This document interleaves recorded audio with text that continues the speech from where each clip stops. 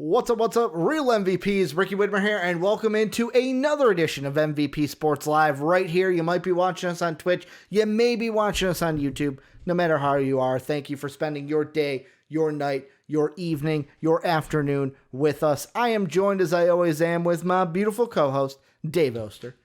Hey, everybody. Dave, gotta ask you, how you doing today? How you doing on this wonderful Wednesday? It is what we like to call Hump Day. It is a hump day, isn't it? Yeah. Oh, you know what that reminds me? It's also Garbage Eve. I have Garbage got Eve. to crash out, which is something that I'm afraid to do because, Ricky, I haven't been outside since Saturday. You didn't shovel, didn't you? So I did not shovel. Like mound high. It is tall and very, very cold, and both cans are frozen not only to the ground, but also to the snow to the top of them. Yeah. No Garbage Day tomorrow. Well, it's got to go. It's got to go. I got garbage that has got to go. I'm going to make a struggle event Dave's after put on the fur coat. Show. Put on the fur coat. Put on the glasses. Pants, put on the pants. Put on the hat. Put on the coat. And we'll go outside, walk the 40 feet, whatever it is out front. That's going to be miserable. Is it really 40 feet? Yeah, about 40 feet seems like a long way. In front of the house to the street? Yeah, that's about right. I'm not saying you're wrong. It's just it seems like a long distance when you say 40 I can measure it. You could measure it. That would be great. But Dave, we got a jam-packed show today talking football and football and basketball on the docket. Dave was like, well, we're only going to talk about half of this show. Really hovering the fucking X on the call. Like, well, great show. Yeah, but no Jake today. Football and basketball on the docket. Before we get into everything, though, let's get the housekeeping out of the way. Number one, if you're not a part of the greatest community in the universe, join the MVP Discord today. You can do so by clicking that link down below or !Discord. Put that in the Twitch chat. It will give you the link for you, so you can click on it and join the MVP Discord and be in all the conversations that are going on every day as air is trying to escape out of the top of my body. Breathe in and out. The other thing is, well, it's hard to when you're talking, man. When you're talking, I think that's when the air gets trapped. It goes, I ain't going down, I'm going up. I have that problem where I just keep talking faster and faster, and then eventually you run out of air and you just got to... Yeah. You just kind of swallow it. But if you want to support us, patreon.com/MVP. This is one of the ways you can do that and get rewarded for doing so. Thank you to our Patreon producer, Pat Hill. You can also throw us a sub on Twitch at twitch.tv/MVPvids, where we are live every Monday through Friday. We're also on YouTube at MVP Sports as well. So go ahead, follow, sub at all those two locations. So you're always in tune to what's going on with MVP. And Dave, it's beautiful news in the NFL, and I kind of say that sarcastically. Because the season's over. What NFL news could we have left over? The Tampa Bay Gronkaneers celebrated in the Bay of Tampa today. The Bay of Tampa. Now everything is like, oh, Matt Stafford got traded. The entire quarterback market, Dave, is just on fire. And the first one, new news, old news, every news, like you brought up, this kind of happens each and every offseason. There is frustrations apparently with not just Russell Wilson, with his camp. It is his camp, his part of the team that is like, I am upset. I am mad that I am taking too many hits, and he wants to be involved with more of the decisions that are going on with the Seattle Seahawks. This is now, the media has taken it and run with it, Dave, to where now the question is, will Russell Wilson, A, hit the trade market, or B, demand a trade from the Seattle Seahawks? Dave. See? Do nothing. I was going to say, big deal, no deal, little deal? What are we dealing with here? No deal. It's the same. Literally, do people not have a memory from 1 year ago or from 2 years ago where the same fucking conversation happens every offseason? Russell Wilson isn't going anywhere. This is not a problem. This is purely contract negotiations in advance. Every year, he's keeping them in check. He's like, look, I'm a very good quarterback, and I have great public image. So if I come out outraged about something, you best believe the public will take notice. The media will get behind me. So when I say I'm sick of getting hit, I'm training to survive, not to thrive, shit like that, ooh, that puts the fucking Seahawks on the burner. That's all this is. That's all it is. The quote that ESPN had was, like any player, you never want to get hit, Wilson told reporters via Zoom. That's the reality of playing this position. Ask any quarterback who wants to play this game. But at the same time, it's part of the job and everything else. I think that the reality is that I've definitely been hit. I've been sacked almost 400 times, so we've got to get better. I've got to find ways to get better too. Asked if he is frustrated with the Seahawks, Wilson said with a laugh, I'm frustrated about getting hit too much. I'm frustrated with that part of it. At the end of the day, you want to win. And the Seahawks, I feel like one of the main things that I look at is, yes, the contract thing is after 2021, Dave, there is a potential out in Russell Wilson's contract. Not saying the Seahawks take that or anything. He does have 2 years after that. Yeah. I just look at this and it's like, this is basically Russell Wilson kind of just saying, like you said, like something needs to change. Whether it's either a two-pronged thing. It's either let's get me an offensive line so that I can take less hits and not have to run around like a chicken with my head cut off like Patrick Mahomes in that Super Bowl. Just trying to survive, yep. Or how about we get some defensive players in here so that it's not that, because that was the main thing towards like early in the year. It was, wow, Russell Wilson's playing so great and he's helping this team win because the defense is dog shit. Like that was the mode of this entire season. What? March 1st, 2019. Should the Giants target Russell Wilson after 2019? Because comments came out about Russell Wilson. Like I told you, every fucking year. That was the big one where it was like, well, that was the one where it's like, he's getting married to Sierra. Sierra may want to live in New York, Dave. Does he get trade? Does he demand a trade to New York, Dave? Part of me looks. I'm just saying, it's every year. It really is, and it's kind of impressive. I mean, literally, this is. I mean, we're 2 weeks early. We're ahead of schedule, Ricky.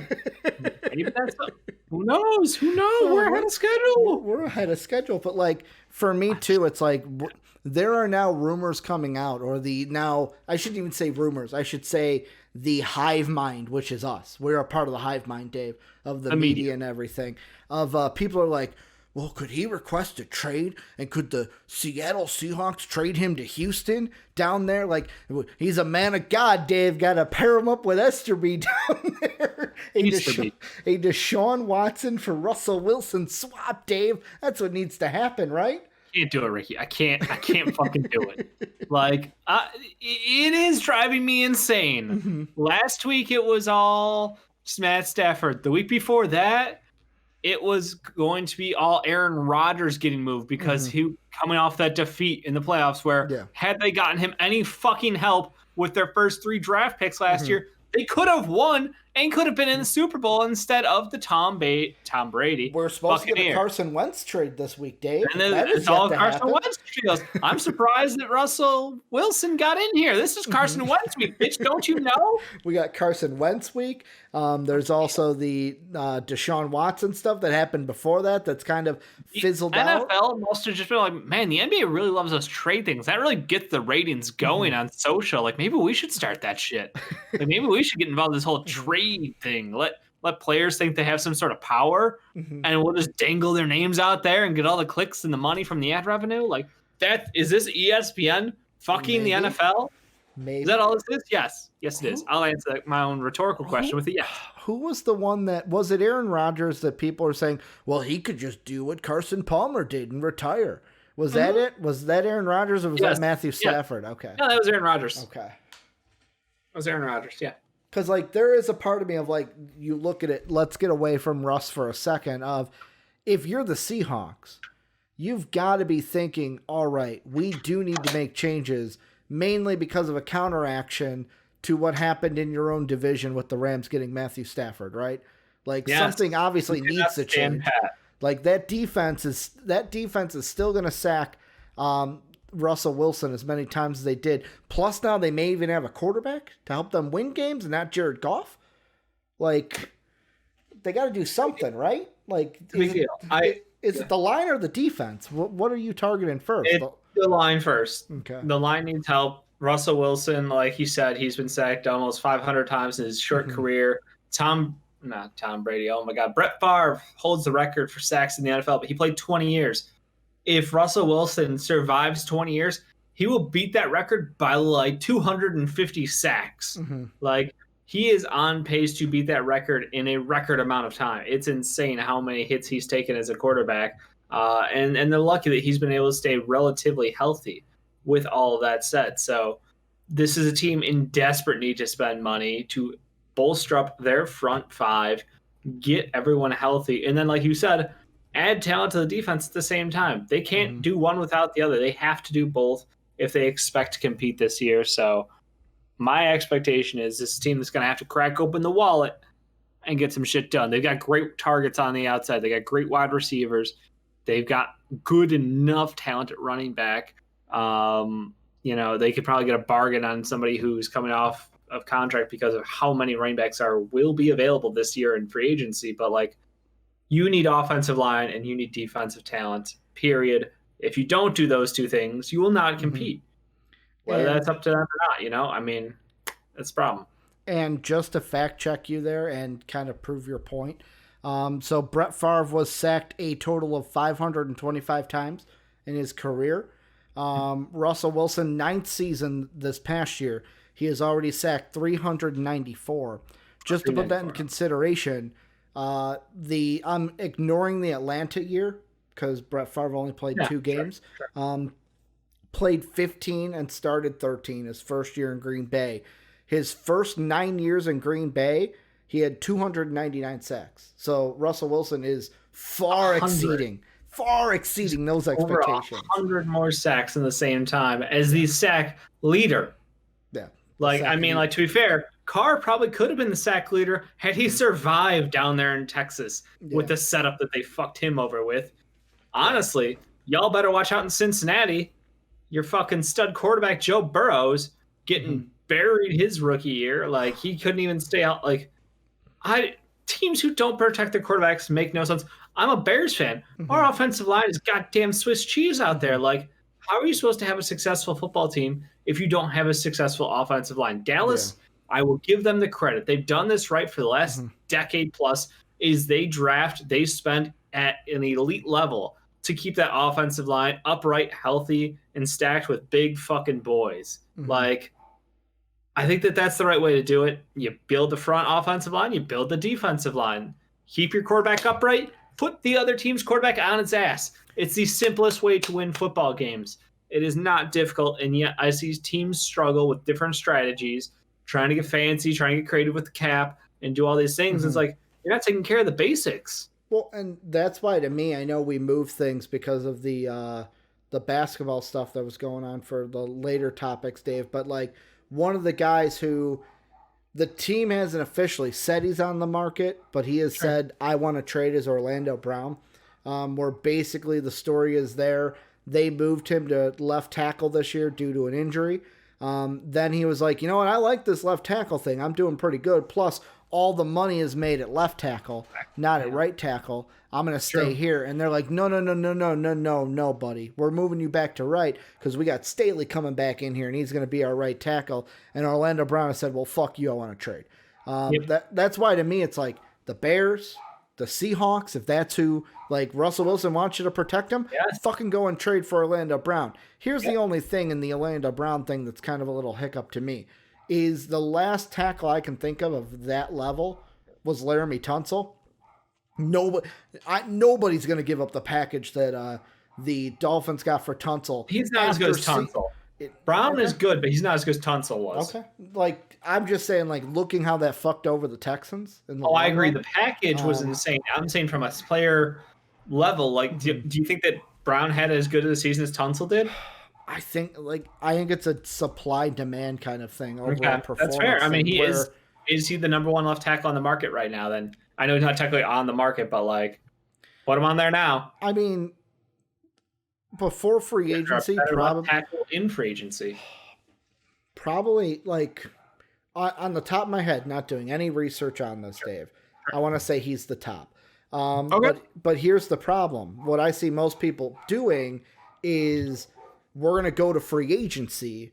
We're going to see what we get there. And then in between free agency and the draft is where I could see a deal getting done. Because the question I kind of put out is, if I'm a team, is what do I rather do? Would I rather draft an offensive tackle in the late first, or give up that pick, some other picks, maybe that pick and some futures, not first, just future like lower picks, and take on an Orlando Brown rather than a rookie right out of college?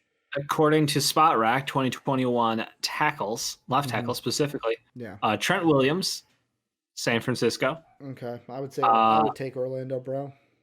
Russell Okung. He was just with Seattle, I think, right? Is in Carolina. Carolina. He was previously been with Seattle. He had a with, yes. Yeah. So like these guys are all older. These are all guys 30 years old, or 33, Orlando 33. Brown's 24. Yeah. Alejandro Villanueva from Pitt. Don't know if he's coming back. Jason Peters. He should retire. Yeah. Cam Robinson. I mean, Alabama kid. Rehab job. Cam Robinson worth anything? I mean, yet again, I'm taking. If I'm choosing between the two of them, I'm looking at. So you Orlando get Brown. basically a bunch of older guys are available in free agency, and the money is still on trying to get a trade done. All right. I mean, just want to put some options out there. Let's see his contract too. Like, I didn't even think about that. See, Orlando Brown also is this upcoming year will be the last year of his rookie deal, which is like $920,000. So it's like a thing of, do you go with an older guy this year in free agency? Do you trade for the 24-year-old kid and then be like, hey, we're going to lock you up. We're going to lock you up long term so that you're here. I think if I'm Seattle, I make the trade. If we're talking about Chicago, which could be another team that looks for left tackle, that one's interesting. But I think Seattle, it's like, you got to go ahead and shore up that line. Because you got to make your quarterback happy. If you lose Russell Wilson in 2 years, you're not going to be a good franchise. Because he's got this year and then 2 after. Dave, the next... True. I didn't think Eric brought up, the cap situation over there. Yeah, and the cap ceiling is going down. It's gonna. Yeah. The first time the cap is gonna decrease in like ever. Like people are saying. Ever, yeah. Yeah. Usually the cap goes up. Dave, the other quarterback trade news is around the Jets, but we've already known that the whole Darnold, like, would they trade him? Would they not? This is coming up with because a lot of people are putting out their new mock drafts because the Super Bowl has now ended. We know the official draft order. And a lot of people, one of our own listeners sent me his mock, and I'm going to put him not on blast, but I'm going to put him out there that he had the Jets at 2 going Zach Wilson. JD. And there are a lot of people out there that are still debating, should the Jets trade Sam Darnold, or B, do the Jets even want to trade Sam Darnold? Because I'm still on the line where I know Dan Campbell gave his speech of like, well, we're going to have to weigh all the options, see what's out there. Did the politically, not politically correct, but the normal media answer. And then boom, traded Matt Stafford moments It wasn't later. his choice to trade. Let me put that out there, Ricky. You're trying to put a trade on Dan Campbell. Dan Campbell is a coach. He's not a GM. The way he talked in that press conference is that him and the GM would be working together, Dave. He is not the GM, and that deal was apparently already on the table prior to Dan Campbell signing. Okay, because I'm yet again going off what was Stafford said in the was already press out of conference. town before Dan Campbell had signed the dotted line. I'm just yet again what I'm getting this from is what I heard in the press conference where he said the reason why I came here is me and the GM. Where I say GM because I don't know his name off the top of my head. We're gonna work together. And we're going to be on the same page. I'm not going to make a move until he makes it. He's not going to make a move until he talks to me. That's what I was going off of. Like, yet again, the thing with Robert Salah, all the good things he said about Sam Darnold, do you buy it? No. Do you not buy it? Because I buy it. I don't know. You can buy it all you want. It's not his decision at the end of the day whether Sam Darnold stays on the team or not, though. Like, that's you give far too much credit to the relationship with the GM. GM can make. I just look at the successful teams, and usually the successful teams have a relationship, and that's how I assume most NFL networks would want to work, right? You know what? I'm part of a very dysfunctional fucking front office here in Chicago, and I guarantee you, our GMs and our head coaches have not been seeing eye to eye too often. So let's say the Jets decide. Jets, notoriously dysfunctional team. Let's say their front office decides to trade Sam Darnold. And they're like, we're going to trade him. Zach Wilson's our guy. Justin Fields our guy. Whoever at number 2. Not Fields. Do you think the Jets will regret trading Sam Darnold if they trade him? Not even a little. I don't think there's any regret if you trade a quarterback. You are making the next step going forward with your fucking franchise. You're going, hey, we had our fun with Sam Darnold. He wasn't able to win here. We had a terrible guy in charge of things. I don't know that he will ever be successful here in New York. I think it's best for both of us if we just move forward. Sam Darnold may be successful somewhere else in his career. How often have we seen that? Very few places. Ryan Tannehill, one of those situations, but he also had much more time in Miami prior to moving on to his second team there in Tennessee. And then it was a lucky break of a medical mystery that caused Marcus Mariota to stop feeling his fucking hand before he got a chance. So, like, a lot had to go right for Tannehill. I don't want to take anything away from Ryan Tannehill, but it was a series of odd events. Yeah. I don't believe that Sam Darnold is as polished as Tannehill was as a passer. I think he has enormous upside still, but I don't think he will be able to be successful I don't think that he would have the same levels of success in New York as he would outside of New York. Yeah. The damage is done in my mind. If they're ready to move on from him, then move on and you don't look back. See, I'm on the side of where I feel like Sam Darnold gives, if you are trading Sam Darnold from the Jets, you are starting from ground zero. And the part of it is like, not saying that's necessarily a bad thing, but like you are basically, if you trade Sam Darnold, you are starting from basically rock bottom. Like there is no lower that you can go. Did you watch their last season? There's no lower they can go. They literally had a spiteful win that took them out of the fence running. Yeah, I'm putting that on the coach. Insanity to me. Yeah, that's what I'm saying. Like he literally spitefully won a fucking game to take Trevor Lawrence out of their hands. In my mind, yeah. Like you can't go below that, Ricky. That's a level of ineptitude that is just phenomenal. It's impressive. It's never before seen. This team is dumpster fire inside of a dumpster fire that has been launched into space, hurtling towards the sun. There was no saving that. Do you put the dumpster fire? I shouldn't even use quotes. They were a dumpster fire. That's what I'm saying. Like you're saying, rock bomb. Can it get fucking worse? They have no wide receivers. They have no fucking running back. They have no talent in multiple positions. I mean, their best players have asked to be traded off the team multiple times now. Jamison Crowder was not chopped liver last year. He was fucking nothing. Decent. He was decent. I'll just say it out loud. He was a good number one target 4 years ago when he had talent and health still. He was springing in step.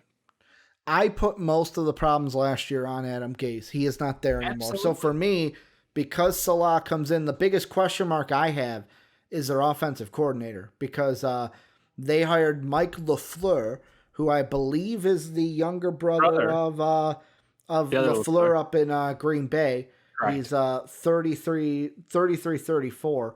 The only reason I have a question mark about him is not about the knowledge, because like I feel like, you know, yet again, if your family has football knowledge, you grew up in it, but he's never been an offensive coordinator before. He was the reason he got the job, in my mind, was from 2017 to 2018, he was the passing game coordinator and wide receivers coach with the Niners.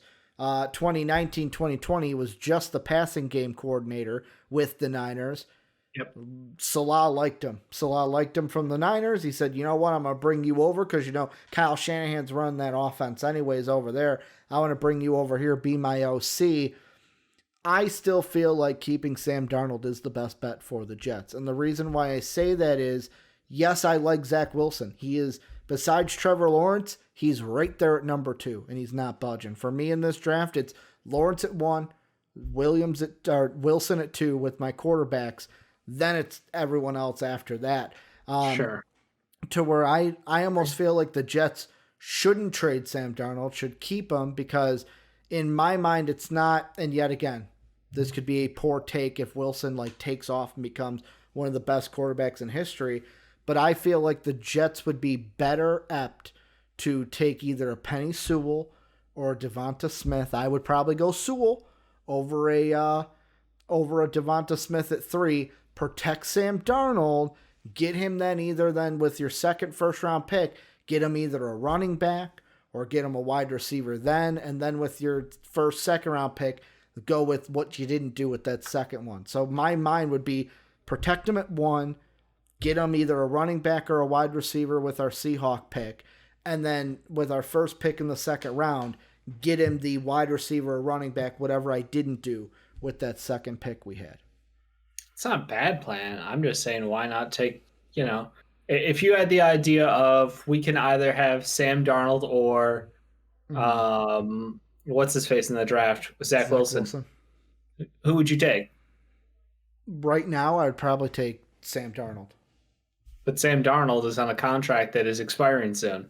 Sam Darnold he's got 2 years left. Like, that's the thing. Yes, you have more control with a lot. You have 3 more years. Not 3 more years. Yeah, because this was the third year in the league, wasn't it? I thought it was only his second year. 2018, 2019. Yeah, you're right. Third year. Yeah, so he's got this year and then the club option. So you have him for 2 more years. You would have... And you have a guy who hasn't proven anything. But here's the thing. Like, you've seen more out of Mitch Trubisky than Sam Darnold. What? We've seen better quarterback play out of Mitch Trubisky than Sam Darnold. You're thinking about it. I'm more confident in Sam Darnold than I am Mitch Trubisky.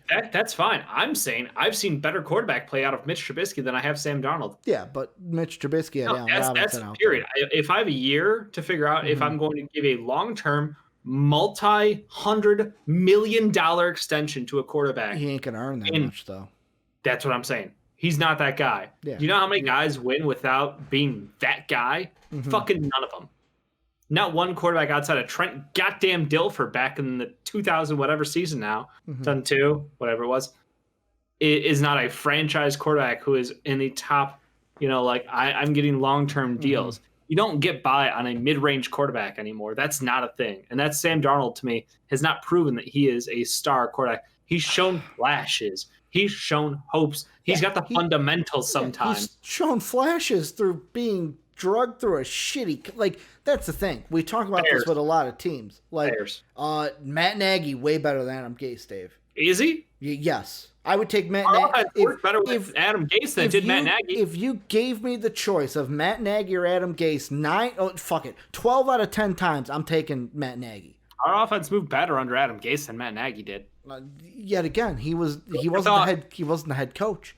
Yeah, I'm just saying, our offense. That's what Matt Nagy and Adam Gase are both known for, is their offense. I mean, yet again, Matt Nagy. Not like Adam Gase is out there calling defensive plays. Matt Nagy's offense looks pretty good as an offensive coordinator. Nagy's problem is that I don't think he's great for the head coaching spot. If you put him in a coordinator spot, he's golden. Worry about just the offense, do your thing. I think people are blinded by what Sam Darnold could have been coming out of USC, and he still has that sparkle to him. And people want to, the Colin Cowherds of the world who just saw, that's my shiny quarterback going USC blonde kid going to New York, going to be the next big thing in New York and lead them to the promised land. I'm the smart guy who knows better than everybody else. And that's the guy to watch in this draft class. Fuck that. It's been 3 years. We haven't seen it. I'm seeing ghosts out there. This is not a guy who is your franchise quarterback. This is a guy who has underperformed. I don't care about the situation around him. It's been a dumpster fire within a dumpster fire being tribute-shaped into the fucking sun. Doesn't matter. We still should have seen something by now. Do you know what we saw out of Joe Burrow on the worst organization of the last decade? Not really. They were good up until the last 3 years. Yeah.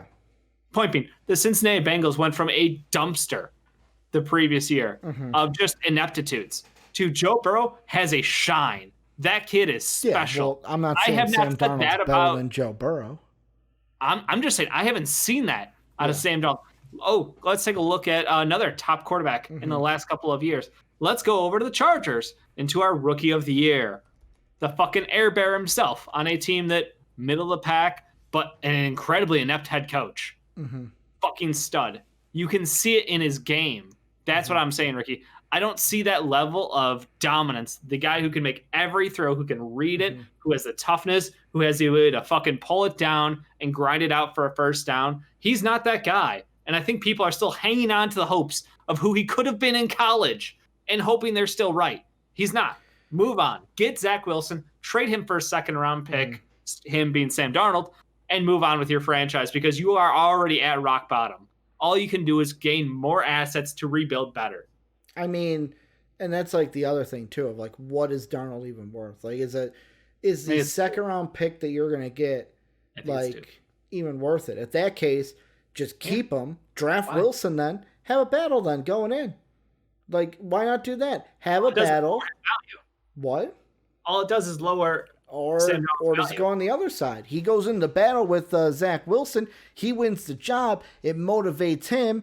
Or if it doesn't, you go with Wilson and you trade him for a bag of peanuts. Like, to me, I feel like the second round pick this year, franchise quarterback.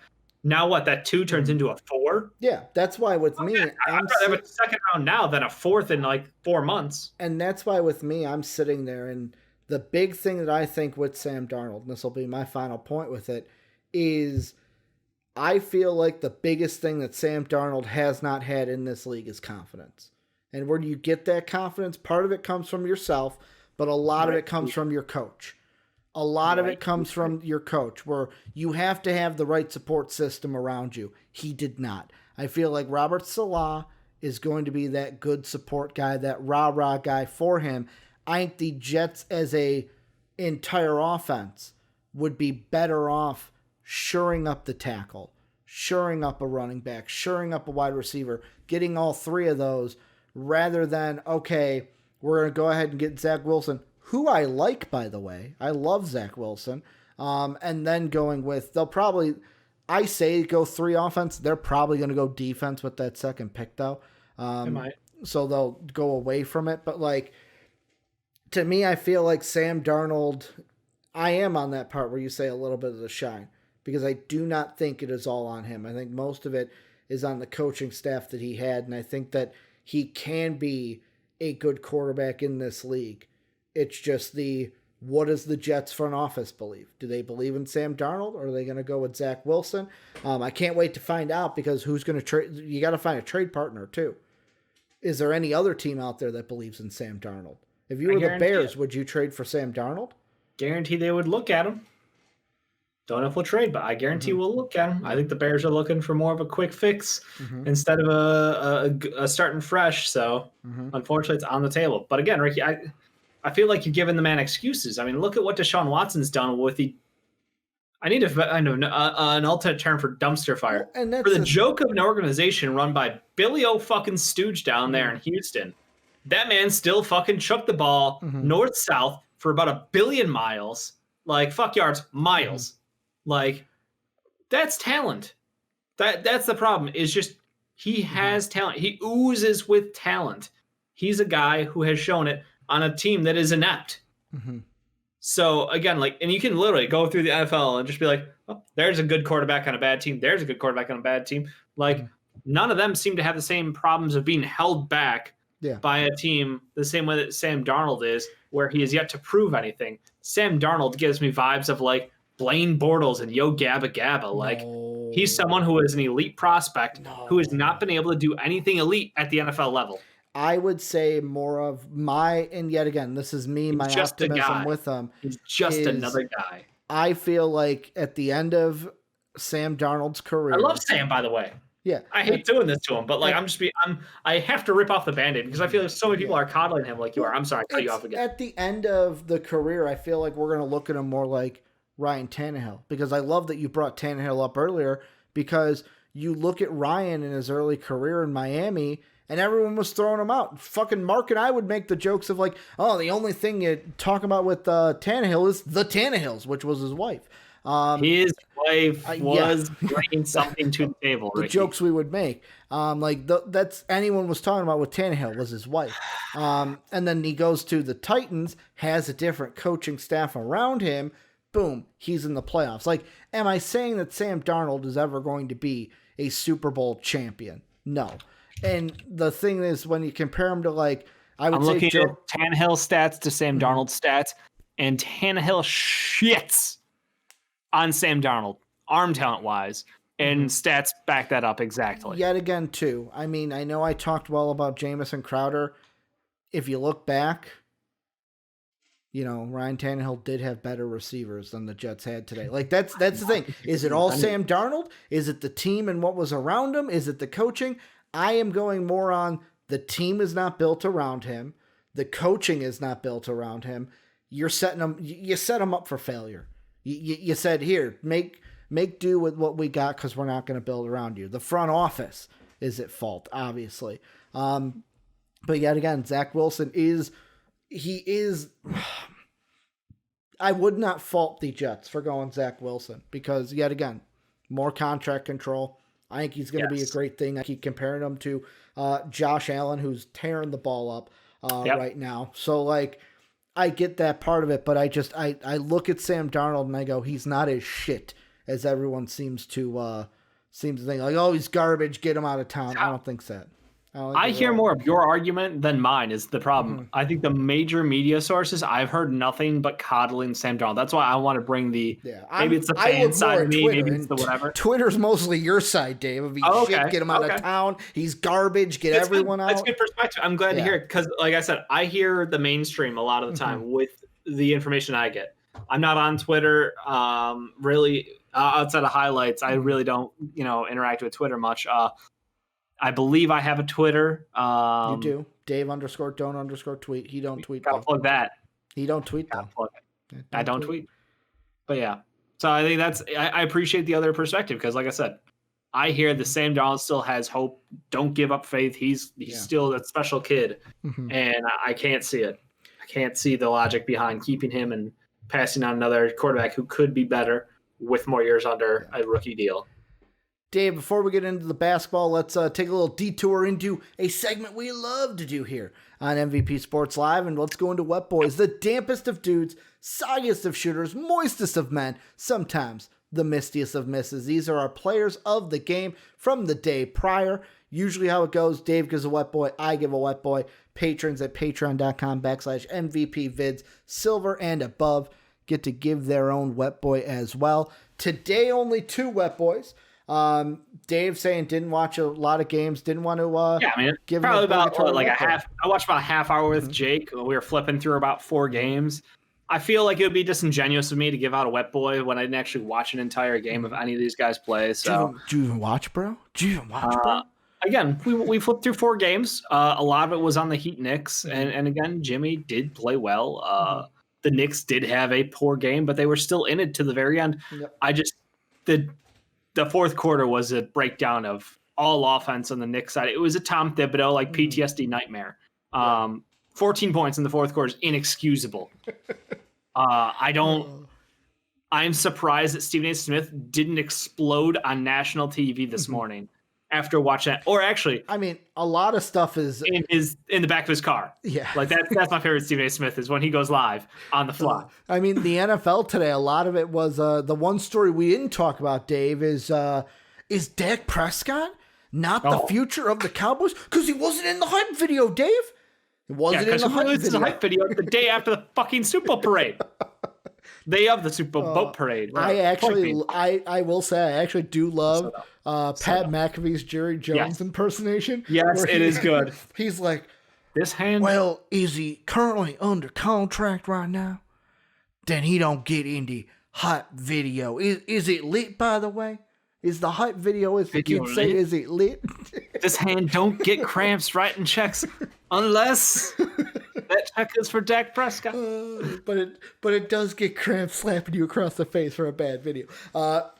Yes. The patrons and I do have Wet Boys. So my Wet Boy is kind of it's foreshadowing, Dave, because we're going to talk about this team later, but it is Donovan Mitchell. I almost went with Steph Curry, best Curry. Mainly because of should have had more points, but they were blowing him out too much. They pulled him out of the game. Big true. Also, his the little reverse finger roll, Dave. I don't know what we watched that play 6 times, and Ricky, you and I were both like, no, that was a tip from the opposing team, right? No, that was intentional, just right over the shoulder. He's fucking magical. Almost got my wet boy, which would have put him in the league last year like that. Yeah. And that would have put him solely at the top. But I had to give love to Donovan Mitchell. Mitch and the Jazz have been tearing it up this year. And I feel like we're getting into this later, Dave. They're flying under the radar right now. They're 20-5. Don Mitch playing good. I know he was out for a little bit. And it's just like they're flying under the radar right now. They're playing good basketball. They're not losing many games. They're the best team in the NBA, score statistically, right? Yeah, they are. Yeah. Like, they're playing their best basketball right now. Under the radar. You ask anybody, they're like, the Lakers? Nope. Bingo. Oh, the Clippers? oh, 76ers? No, it's the Utah Jazz. And then the patrons, Dave, Soapy's going to like this. D-Town, baby. Jeremy Grant. All he knows how to do is score the basketball. Man. 50% from three, 11 of 19 from the field, 32 points, and a win over the Brooklyn Nets, and a win. Great deal. Love what they did there. Did not see him being this good, but it's lovely to watch. He was always a 2K darling of mine for like last 3 years. Side note, can I just go back and give a dry dude to Kemba Walker I guess you could. Is it official? Game? Is it official? Is it an official dry dude? I mean, he went 2 for 12 from the field, following up. I think he had a 4 of 20 previously. Dave's like, can I just shit on a guy I love to shit on? I do and will. He is playing awful for the last X games since he's come back off his injury, which I guess you can sort of expect that. But like Kemba Walker, something ain't right there. And I love the fact that fans are just shitting on him because they're starting to feel the same way I do. Different reasons, but you know, at the end of the day, we all understand that Kemba Walker is bad at basketball now. So, you know, yeah, we'll put it on the books. I am doing that right now. I'm putting actually mine in too. Both Grant and Mitchell getting their first wet boys of 2021. You'd love to see it. Sorry, Steph Curry, that I didn't boost you into the top. But hey, also I would have felt the pressure of Ricky only gives it to Bulls, Warriors, and Fighting Illini players. I mean, it's true. Like I can't even give love to the players true. I'd love to give it to. But Dave, the first thing we'll look into is yesterday. Or before we do, by the way, I didn't even mention we got to talk about today's sponsor, which is how are you going to work this in without talking about the balls today? Well, you know, Dave, no Lonzo Ball, no LaMelo Ball. Well, we're going to be talking about the G League, Dave, and there's a special team out there, the G League Ignite team. And if you want your balls ignited, as good as they could be for that hot date you might have, socially distanced, by the way. Maybe it's a Discord date, and you're like, hey, let me do some naked yoga back here for you. You want those things fire, as the kids say. You want that picture of your balls to be followed by flame emojis, Dave. That's what you want. Who's going to get you being that way? Manscaped. Support for today's show is brought to you guys by Manscaped, who is the best in men's below-the-waist grooming. Manscaped offers Manscaped offers the precision engineered tools for those great family jewels of yours. Manscaped is trusted by over 2 million men worldwide. Join the movement today for all your below-the-waist grooming needs. Dave, I say it all the time. Lawnmower 3.0. Some people in the comment section believe I do not use it. Yet again, I said yesterday, I'm going to have to start a naked yoga channel, I guess, and just start doing it on YouTube so people can see. I can't be called a liar. I can't have my credibility on the line. That's true. Maybe I am not going to do a video about how to properly use the Manscaped Lawnmower 3.0. I could do that. It's educational, Dave. Yep. It's educational. But yeah, you can go ahead and get 20% off and free shipping right now at manscaped.com using the code MVP. That is 20% off and free shipping. Use the code MVP, manscaped.com. Your balls will thank you. And Dave, that brings us into the G League Ignite team. They had their first game today. We talked about expectations for them over the season. We got to see them play today. It was a 109-104 victory over the Santa Cruz Warriors. Some of the highlights, Jordan Poole down there dropping 22 for the Warriors. You got Jeremy Lin dropping 18 for the Warriors. Give your guy a shout out, Ricky. Your guy. Oh, Nico Mannion. He had 17. At first, I'm like, which one? 17, like 6 assists, too. 6 assists, 3 rebounds. He went 3 of 9 from 3. Not the best percentage out there. Honestly, I'm just happy for you that you get to see Nico Mann in his natural space, the G League, where he belongs. Didn't see that coming. Nico Mannion will be an NBA player again. You don't don't put him down. But Dave, the G League Ignite team, they won this game. They won their first game. Jared Jack dropping fucking 22 off the bench. That's who you want to talk about, right? Jared Jack? Jared Jack, drafted? 9 of 10 from the field. 9 of 10 from the field. Probably going to get a contract with the Nets before the season's over. You think so? I guarantee it. Okay. This is one of those ones where I'm like, he knew what he was doing. This was all about getting back on TV again, Get the attention. He's good buddies with Kyrie, I'm sure. Can I say something, though? Sure. I know yesterday you said that Jalen Green is JG4 is going to be possibly the number 1 pick, or he wants to be the number 1 pick. He wants to be the number 1 pick. That was what he came out and said during his interview on Twitch. Which, by the way, ESPN, either they're dropping the ball or everyone else is dropping the ball. Because, on Tankathon and everywhere, it's Jalen Green, the color. ESPN in the box score adding an E onto that green. That's weird. I've never seen it with the GREENE on the end of it, which is, like I said, just fucking weird. I'm not sure about that. That's different. But, Dave, can I just say? Sure. I fucking love Jonathan Kuminga.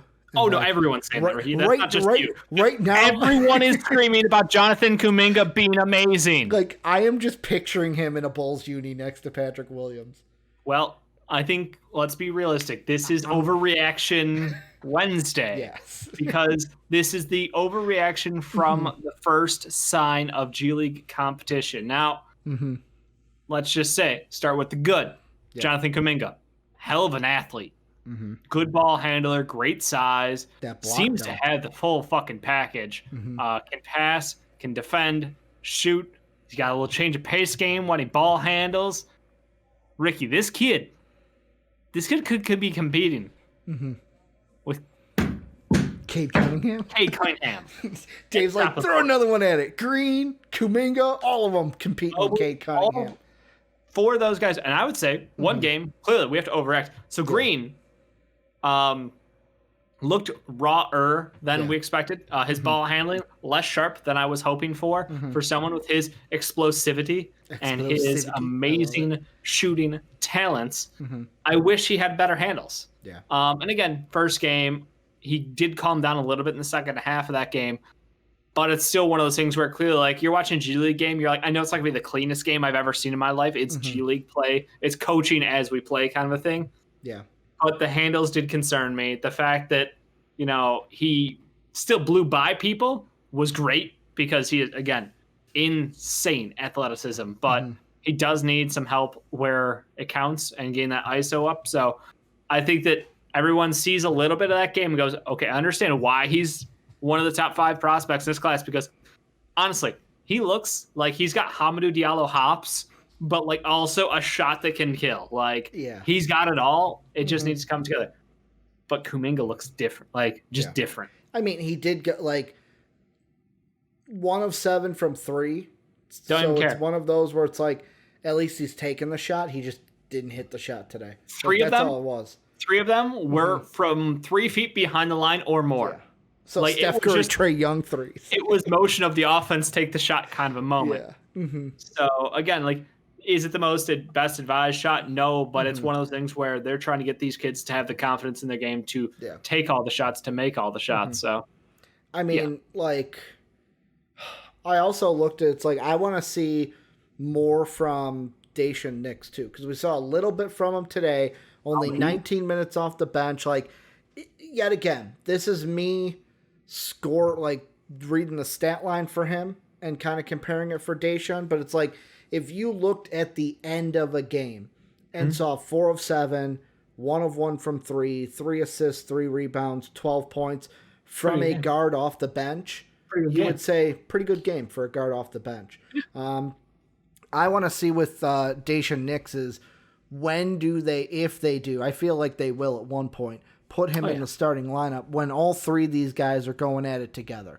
Yeah, I mean, they definitely will. It's very much a mix of they're trying to keep the olds happy, and they're trying to always have an old on the floor with them. You know, Bobby Brown was out there to start for him today. So, like, it's not – starting's not anything that matters. I don't want to say it's a Florida State situation, but, like, starting doesn't matter in the G League. This was very much a let's just see where people are at. Let's see how they work together. They've got different units they've been comfortable working with. Daishen, from what I saw out there, added some weight. I wish to say muscles under that weight. Don't know yet. I did call the man fat a little, and I feel a little bad about it. I mean, basketball jersey can't hide it as much as like a football jersey. Dude, he's added some mass. He's cultivating mass right now. But he did use it well. Like, that's the thing. He got into the paint. He used his body to get positioning in the low post and score. He still looks like he's got good passing ability. Like, I still wonder if he's someone who I'm trying to remember where I had him in my mock rookie. I don't know if you can pull it up on the fly that quick, but like I'm thinking he's probably, you know, he's going top 15. He is, if not going to be like right there with Springer for me. Like they're very close. Like Daishen's got a very big body for a guard, and I think he might have grown a little bit since we last. I had him 17 to the Wizards. You had him 15 to the Suns. Yeah, I'm confident that he will go top 15 after watching what I've seen so far. Like his high school mixtape was one thing, but this game against other grown men, like if he's going to turn that mass into muscle, I'm very hopeful for where he's going. Sopi Kaiso did not play. There's a situation going on with him and his country's games, like the international games coming up, where he is under contract, I guess, for better terms, to play for them. And then if there's availability to come back over, he will. I don't know that that's happening. It seems like a very fucky situation. So we won't see Kai Soto down there in the G League bubble likely. Yeah, it's kind of disappointing because it sounded like he's going to play with his home country for some international games, which I don't know if they're actually happening or not as of this time. So according to Forbes, they said Kai Soto. Really, you're gonna I gotta fucking getting Forbes done. They did the thing. You gotta buy in, right? No, I've gotta pause the fucking ad blocker or. Yeah, never doing that. I do on the one site, like just to let me read the fucking article, and then they fucking put a like big old fucking ad in front of my face. You fucking idiots. 18-year-old basketball phenom who is a path to becoming the first native-born son of the Philippines to play in the NBA is opting out of the start of the G League in Orlando next month in order to meet contractual obligations with the Filipino national team, the Gilas. Yep. Instead of entering the bubble on the 26th, Soto will travel to the Philippines and play with Gilas when they host Korea February 18th and 22nd and Indonesia on the 20th. The G League agreed for me to meet my previous commitments to play for the national team. They have asked for me to immediately report back to the bubble after my last national game. The G League has yet to issue a full schedule. They did now. So basically, he's got 3 games, the last one being on February 22nd. So it's pretty much right after he finishes that game. They're hoping to get him down there, quarantine for his 10 days, and then play, which would be like the start of March. Yeah, the playoffs would run March 5th to 9th. So he would come back in basically for hopefully the last game, and then the playoffs or just the playoffs, perhaps. It's really shitty. How long would he have to quarantine? 2 weeks? It's usually 10 days if they're going to stick by the NBA rules. 3, 4, 5, 6, 7. Unless he is vaccinated down there. It puts him, depending on travel, that's why I did like 1 day and started counting. That would put him right at the start of the playoffs then. So we may or may not see Kai Soto get minutes, and if he does get, we don't know how many. Kind of disappointing.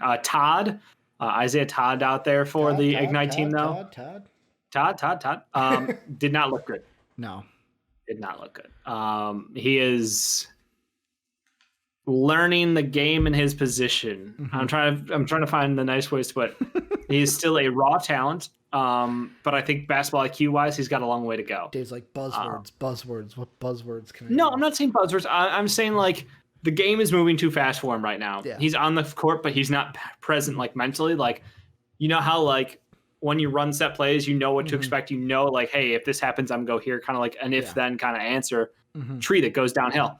I feel like his has got like a lag, or he's not 100% confident in those answers still. And he gets lost in the defense sometimes, like when who he's supposed to be covering. If there's a switch, like there's just extra time there. So again, I don't know if he's the one guy I'm concerned about, because I think he's someone who should have maybe gone to Michigan, because I believe he had an offer in Michigan with Juwan Howard. Does that sound right, Ricky? I'm looking it up. I'm spot checking you. But with them not playing basketball, I don't even know. You know, it's like, the fuck. Who got some play there? Let's see. He had 4 offers. One of them was the G League. Kansas, Michigan, Oklahoma State. Jesus, him and Cade Cunningham. Yeah, he was going to Michigan though. That was where he opted out of. Yeah, the crystal ball says prediction was Michigan. Michigan 79%, and then Kentucky was a 10% with. Yeah, because he basically had opted out of the Michigan deal after. I don't want to say he verbaled it, but maybe he did. That's the thing, though. You can technically do that. Like, oh no, you totally can. I'm saying that's why I'm like, Michigan's the one that stuck for me.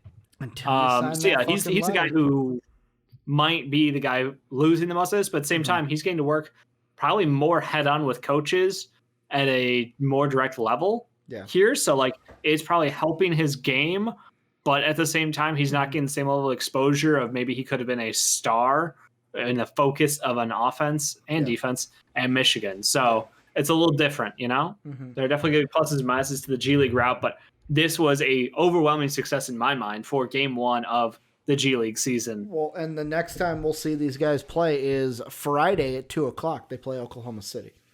I love it. Play the OKC team on Friday at 2 p.m. Central Time. Side note, shout out 2 other guys in the G League. Tyrell Terry shot extremely well in the G League. Extremely. I think he went 7-18. Steal the draft. I love Tyrell Terry. I will stand for that man. And Trey Jones did not shoot well, but I think he had like 15 assists in his game. He played incredibly well. You said Trey Jones, right? Trey Jones. Trey Jones going from, then this is the part that I was like, went from playing in an NBA game with his brother to G League. Like, I was like, oh man, at least he got to play in the fucking same game. He'll come back up. He's going to be a backup point guard in the NBA for sure. Yeah. He just needs to work on his shots more. That he did a big improvement from year 1 to year 2 in college. I think he just needs to keep working at it. He's got great basketball IQ. He's got great facilitating skills. He's a perfect bench off guard. Like, I can move the rock and right? I can. He got drafted by Spurs. Okay. Yeah. Trey Jones is with the Memphis Grizzlies. That's right. I'm sorry. Who did I say? Tyus. I'm thinking the brothers. Which one? One was Spurs. One was Grizzlies. I was trying to figure out what team Trey was on. He's on the Spurs. Tyus is on the Grizzlies. Correct. Yeah. So yeah, no, there are a couple of the games going on. I think that there's a lot of eyes on the G League right now. A lot of teams looking poach maybe. So it'll be exciting. I'm hyped for this, man. Like, this is. I've been all over the G League, maybe too much. It's like in the more last, basketball, more entertainment, right, Dave? Well, it's the time of day. If I got some downtime during the day, I can toss on some G League. It's real easy to watch his background. It's like why the bubble was so successful. It was like the tournament. It was like the tournament all day. All day you had basketball. I understand, Ricky. I understand your love for the tournament. Speaking of the NBA, let's go into our last topic, and that is talking about the Utah Jazz. Dave, this is a team that is right now sitting at the top spot in the Western Conference at 20-5. They are a game ahead of the Lakers. This is also a team that has been so fire hot, Dave, that they started out the year 4-4, and that last game was they lost to the Knicks on January 6th to go 4-4. Since then, Dave, they have gone 16-1. Their only loss to Denver at Denver. So their only loss, 128-117. I believe they were missing players in that game. They were missing Don Mitch for sure was out of that game, because I think that's one that I had put a parlay on. because a couple of these, actually one the parlays that hit, the $90 one, was a Nuggets Jazz game. So I have definitely known how good the Jazz have been because I have been forced to watch them with my betting habits. But that was a game where, they're starting five. Don Mitch did play that game, so maybe he came back. It was Don Mitch, Conley, Gobert, Bogdan, and then Bojan. Then Royce O'Neal was their starting five. Jumpin' Joe played. Favors played 19. Okay. Hey, they were good then. I know there was a stretch. There was a stretch that Mitchell missed, but Dave, basically the question is... that was the game where they shot like 70% from three to start the game, where the Nuggets shot incredibly hot to start the game, and Jokic was fire. Yeah, like, Jokic scored 47 in that game. Yeah. He had 30, I think, before halftime. And overall, the Nuggets shot 64% from three to end. Yeah, so. I remember that game now. That game it's like, Will Barton went 5 from 5. I'm not even looking at the fucking scores. I will share my screen. I remember that game now.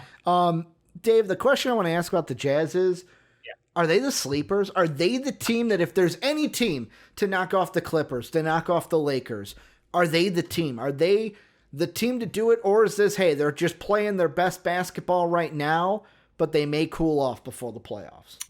No, their shooting percentages might go down a little bit because it's incredible. I think they're the best 3-point shooting team in the existence of history. But yeah, no, they're a very good team. They're built extremely well, and I think they're absolutely ready for the playoffs. Like tomorrow, they could play in the playoffs tomorrow.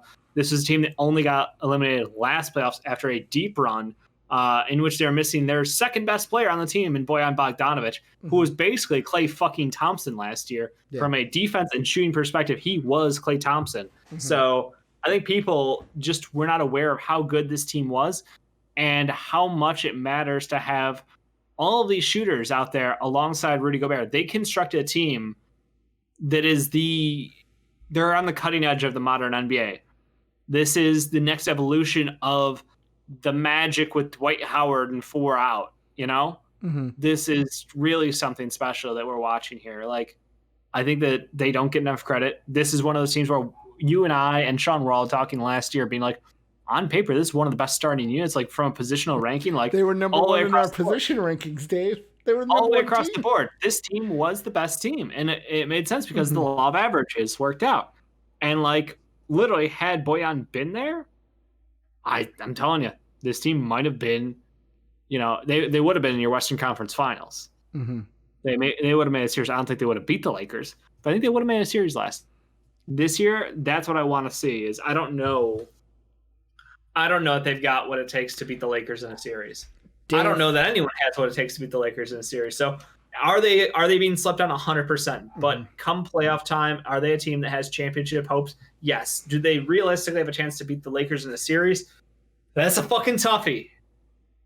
That is a toughie. I think they have a chance, but obviously you're going to back LeBron because Anthony Davis is just so much better than anyone else in the fucking league. And they have not played the Lakers yet this year. Yeah. They play February 24th, Dave. They play in LA.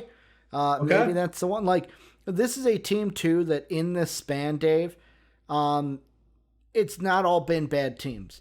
They've beaten Milwaukee. They're not the Sixers who have just beaten pushover teams with missing players. They've beaten Denver. The Knicks, who are the best defensive team in basketball, question mark? Best? Yes, or they are. The best? Statistically, yes. Dallas twice. I know Dallas has been on the downcline this year. Their last 3 wins: Charlotte, Indy, Boston. Yeah. Charlotte, Indy, Boston. I know Boston, that one, Jalen Brown in a good performance. Jason Tatum, not so much. Kemba. Why did he have a bad performance? Could it be because of the elite wing defense of this fucking team? Could be.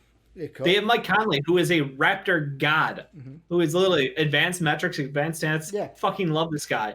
Bojan, Royce O'Neal, who play amazing wing defense, have been wet from 3. Joe Ingles, the ultimate glue guy in the fucking universe. Jordan Clarkson, the 6th man of the year, perhaps. And Rudy goddamn Gobert, the guy who gets no fucking respect for being what should be the 4th time best defender NBA in the league, player of the year for defense. Like, he is the defensive player of the year 4 times in a row. Yeah, best defender in the league. Like you can shut down the entire NBA, Dave. No question. And people are like, "What about the playoffs?" We'll fucking see in the playoffs. We will see. Here's the other thing: the only loss they've had in this stretch, like you said, the other team needed a performance that is like stratosphere. Yeah. Like who's shooting 64% from three? Yeah, who Will Barton? When's he going 5 for 5 for three? Never, fucking never. That's why the over/under on his threes is always like 1.5. Exactly. Thank you. I mean, coming up, they have Milwaukee on Friday, Miami, Philly, then 2 games against the Clippers, Hornets, Lakers, Miami, Orlando, Pelicans, Sixers. That's how they end the year. There are some games in there. The Miami games, Miami's been playing better. First half of the year. But, first half of the year. Miami, those ones could probably be a split, but they could probably win it. You don't know. Are we getting hot Miami? Right now they're picking up steam. Orlando, New Orleans should be wins with how New Orleans the Jazz have been is playing. One of the hottest teams in the league, Ricky. Good point. Zion Williamson. Are they as hot as the Jazz, though? Zion Williamson, he's a different kind of beast. Yeah. Lonzo Ball is being good, and Brandon Ingram is just classically Brandon. Right, his best player on the team. Top that trade stock for Lonzo. He might be helping that trade stock, but I don't know whether they would trade him at this point. But yeah. Yeah, I'm just saying, like, I don't think that team is a pushover. I think they've been playing very well. So I think that one's a toss up. I think the Heat are a toss up. Who's the other team? So you got Milwaukee, who the Jazz have already beat. Yeah, Chris Middleton, who's been playing, Mr. 50, 40, 90 for like the third year in a row. But now he's added facilitation to his game. I don't know if you've seen the way they've changed their offense to have him be more of a point forward. It's very interesting and very effective. Last time the Jazz played Milwaukee, it took a 131-118 to get the job done for the Jazz. That was in Milwaukee. This one will be in Utah. They've got 2 against Philly, 2 against the Clippers, and then I'm telling you, fucking Hornets, Lakers, like there are going to be some good games for the Jazz. This is where like the Jazz have been hot. You've been flying under the radar. You're no longer under the radar. You got to end this. You got to end this thing strong. I think they can do it. It's just going to be great games. I agree. The Clipper games, the Laker games. Also, Dave, I got to ask you about the newest news. Did you hear the news about the All-Star game? No. They're going to have the dunk contest at halftime, Dave. During halftime, they're going to have a dunk contest. I don't know how to make that. That's the big news, Dave. Like, we're going to still get our dunk contest. It'll be an All-Star game, so like I don't feel the NBA, there is an All-Star game in March. I know, but I'm an objector. Like, I know. I don't think there should be an All-Star game either. Dude, what if LeBron said, "Nah, I ain't going"? Do you think LeBron would take that big of a stand against the NBA and say, "Nope, not going"? Because if he says no and eats the fine, then everybody else could too. Yeah, because like you heard his comments like a week ago, right? Where he's like, "It's stupid." Like, part of me is like, LeBron, put your fucking money where your mouth is. That fucking fine means nothing to LeBron. He makes so much of it. The NBA PA should eat fines if players don't feel comfortable going to the All-Star game this year. Yeah, I feel like they should too. That'd be great. Yeah. But Dave, that's going to do it for MVP Sports Live today. Thank you for you guys being so great. Thank you to Dave for being such a great co-host today. Remember, join the Discord, greatest community in the universe. Link down below or !Discord into Twitch chat. If you want to support us, patreon.com/MVPvids is how you go ahead and do that. Also, thank you to our Patreon producer, Pat Hill. You can also throw us a sub on Twitch and get rewarded for doing so. We're on Twitch every Monday through Friday, twitch.tv/MVPvids. We're also on YouTube at MVP Sports. Thank you guys yet again for being as great as you always are. Dave and I will be back tomorrow. 2 more days to close out the week, and then it is the weekend. So we'll be back tomorrow to continue the sports talk and sports news. You guys keep doing what you guys are doing. And as always, have a good day, everybody. WPN.